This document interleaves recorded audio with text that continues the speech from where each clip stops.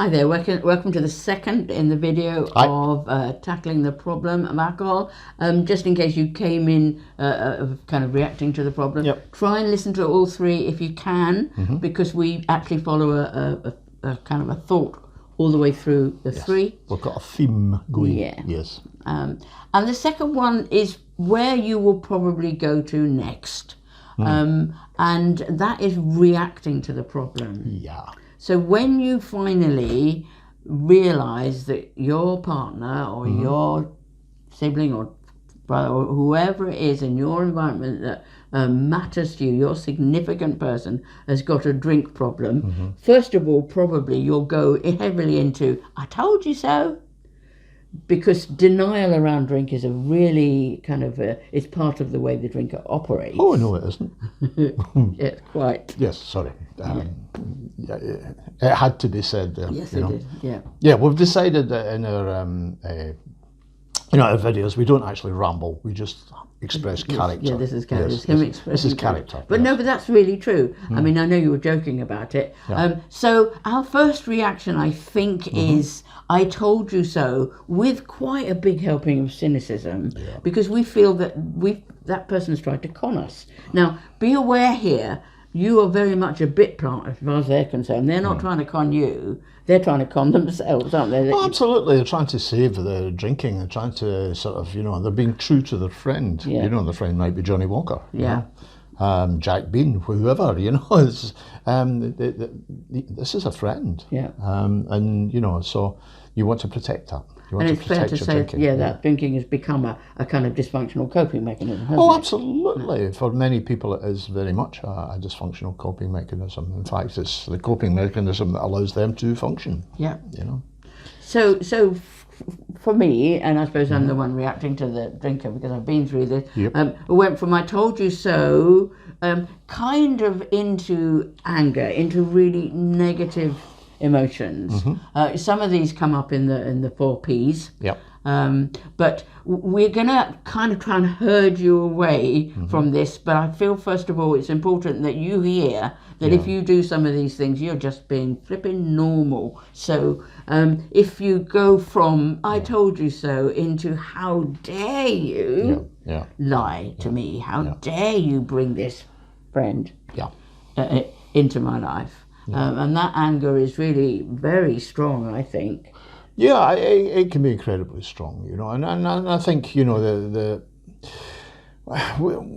we have a thing called the 4 Ps. If you haven't come across it yet, it's in the website, and we use this to kind of distill down the reactions to drinking, and the 4 Ps are, picking a fight, punishing, policing, and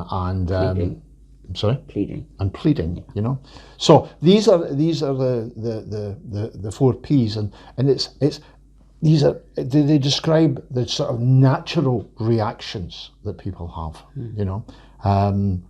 because this is a threat. It's a threat to your relationship. It's a threat to your security, and it may even be a threat to your family in many, many ways. It doesn't necessarily mean, the sort of rampant drunk and violent drunk. It can be a threat in many other ways. It can be a threat, through lies, through, mistrust.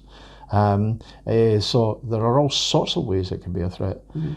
So when you're faced with a threat, then you kind of responds, and these are a number of ways that you can respond, and as I say, they're quite natural. The problem with them is, they don't actually work. They're not very effective. No, and that's what we talk about in the website. Yeah, indeed we do. And I was just going to say that John called him in the first video your friend. I have to say over here, it feels a little bit more like a mistress, or if you're a man, a lover or something. It's often been characterised as because they will go to them rather than go to you. So you get the I told you so, and then you get the I dare you.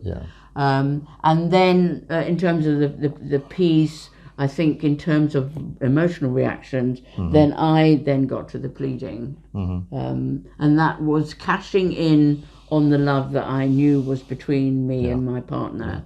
I then began to express my hurt and again to ask them to not drink because they were hurting me, they were hurting their family. Now you've been at the end of both of those, haven't you? The anger and the hurt. Yeah, I've been at the end of all of the 4 Ps. Yeah, and I know you didn't have a family when you were drinking, but no. Of the because we're talking about emotional reactions, would you say one is worse than the other, the hurt and the anger? Or for me, the one at the end was probably the worst. The pleading was probably the worst for me, because the pleading brings out that if you love me, how can you do this to me? You know, if you cared at all, how could you? You know, and what that does is it brings up all the guilt and brings up all the shame, you know. And if you are drinking to get rid of guilt or shame, then what you don't need is another whole heap of on top of that, you know. Or that's the way the drinker looks at it. So all of this comes up, and of course that sort of starts to trigger, I need to drink, you know, and off they go. And in a way, I suppose, anger gives you more fuel because you can stalk off kind of... Anger is, yeah, I mean, you think about it, you know, the difference between guilt and anger, you know. Guilt, you feel sort of, ooh, terrible. Anger gives you power, you know. And certainly when my wife got very angry with me and I got very angry with her, you know, then I pulled myself up onto my pinnacle of, you know, sort of self-righteousness. Yes, there's nothing more self-righteous than a drunk, you know, and stormed off, you know. Of course I drink, how could I not with a woman like you? And off I would go, exit stage left, you know. To the pub. Yes, and I'm a great Shakespearean actor, off, you know. And I did that on a regular basis. In fact, there are times when I would pick the fight myself. All right, okay. Yeah, Good I would pick the fight myself so that I could storm off, you know. Catch, you know, I don't understand you, woman. So off I go, you know. Yeah, and then, of course, you then go into feelings of high anxiety and can go into deep depression. Both of those, again, emotional and mental responses to being faced with this as a problem. Well, if we actually look at the statistics, what you find is that in terms of depression and anxiety, the statistics are much, much higher in an alcoholic's household than they are in a non-alcoholic household. Yeah. And I mean, much higher. Yes. So we've told you how you're likely to feel. I just want to say at this point, I really, really do know how you feel. And we are here, and we say this over again and over again, and we'll say it again. You matter to us. Your pain matters to us. We do not want you to be alone. We love it that you're all opening up in the forum. We turn up on a really regular basis because we understand what you're going through. We don't understand the minutiae, but we understand the kind of the big picture of what's going on. And so we understand your emotional reactions. We flipping care about them. We really, really do. But we do have to say too, and you'll find this in the program, that though these things are really, really understandable, they're not always helpful. Yeah. They're not always helpful because, as the drinker? Well, because it evokes quite a lot of the feelings that the drinker is drinking to get rid of anyway. You know, as I say, the guilt, the shame, that sort of stuff, the anxiety, you know. But I just want to go back to anxiety and the depression with, you know, the partners.